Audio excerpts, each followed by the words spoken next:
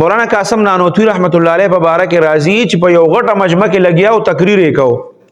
هغه چې کله تقریر کو لګیاو نو یو کس د تقریر په منځ کې ودرېده چې کله ودرېده هغه نو مولانا قاسم نانوتوی رحمت الله علیه پوه شو چې را دې په ما باندې به اوس خامخا اعتراض کوي او کوم اعتراض چې په ما باندې کوي نو دا ما ته پته ولګېده.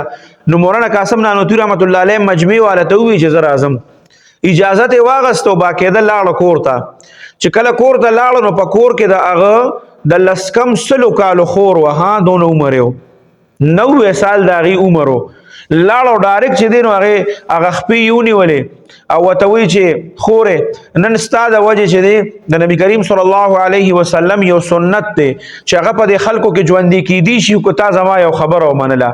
هغه خور راو هغه چې دا ته څه کوې ته خو عالم یې او زما خپل لاسونه مه راوړه خبره راته وکړه. هغه مولانا قاسم نانوتوی رحمت الله علیه ورته فرمایي چې دا خبره به زما ته خامخا منې. وی چې ګوره دا نبی کریم صلی الله علیه وسلم د سنتو خبره ده او بار خلق چې کوم دي د هغې سنت ورسره ژوندي کېږي نو ولې به یې نه منمه. هغه ورته وایي چې ته چونکې کونډ دی او ستا عمر خو ما ته پته ده چې لس کم سل کاله دی ته داسې کار وکړه چې زه ما به هر بیان په دغه موضوع شروع کړی دی چې کونډې له پکار دی چې دا نکاح وکړي. نو ته کونډ دی نو ما باندې ما ته پته ده چې ستا د وجې نه په ما باندې خلک اعتراض کوي نو سنت ته به نقصان رسي نو ته هم نکاح وکړه.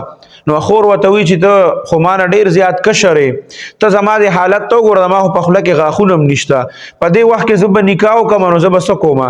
هغه ورته وایي به هر حال زه به د اعتراض نه بچ شم یو سنت به ژوندي شي.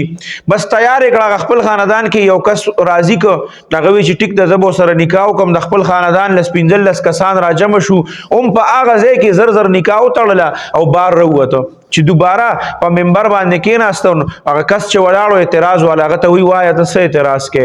هغه ورته وایي چې یاره ته خو مونږ ته په دې باندې خبره کې او زمونږ وایي چې یاره دا کونډې چې د دې له پکار چې دې نکاح وکړي او کونډتوب ولا نه دی پکار چې دا غونډه زندګي په کونډتوب کې تېره کړي. نو ستا خپله خور چې هلته کې ناسته ده هغه کونډه ده نو هغه ولې صرف د نورو خلکو دپاره دا مسله ده. نو مولانا قاسم نانوتوی رحمت الله علیه ورته وفرمایل چې زما خور خو کونډه نشته. وایي ولې نشته کور کې ناسته ده. وایي نشته د هغې خو مونږ نکاح وکړه. وایي کله هم نکاح کړې ده. وایي په دې مجلس کې ګواهان موجود دي.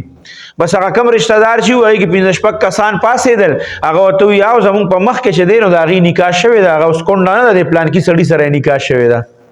نو ځان یې د اعتراض نه هم بچ که او د هغې هغه خبره چې کوم وه نو هغه هم پوره کړه او د نبي کریم صلی الله علیه وسلم سنت چې کوم دی نو هغې ته هم نقصان ونه رسېده.